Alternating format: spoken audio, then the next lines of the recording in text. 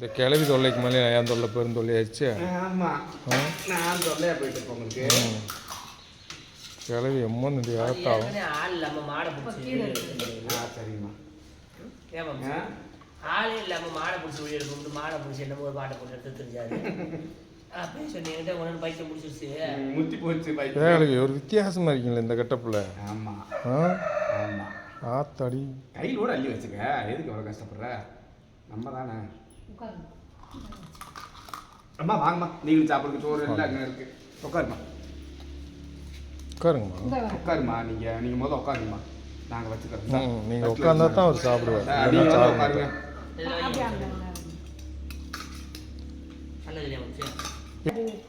ஏன் மாமே மாமே என் தங்கச்சி சாப்பிடாம நான் எப்படி சாப்பிடுவேம்மா?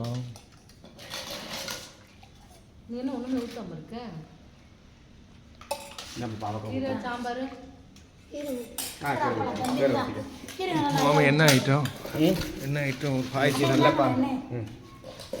இன்னைக்கு என்ன ஐட்டம்? சாப்பாடு, சாம்பார், சரி, கீரை பொரியல், கீரை குழம்பு, பருப்பு போட்டு கலந்துருக்காங்க அம்மா.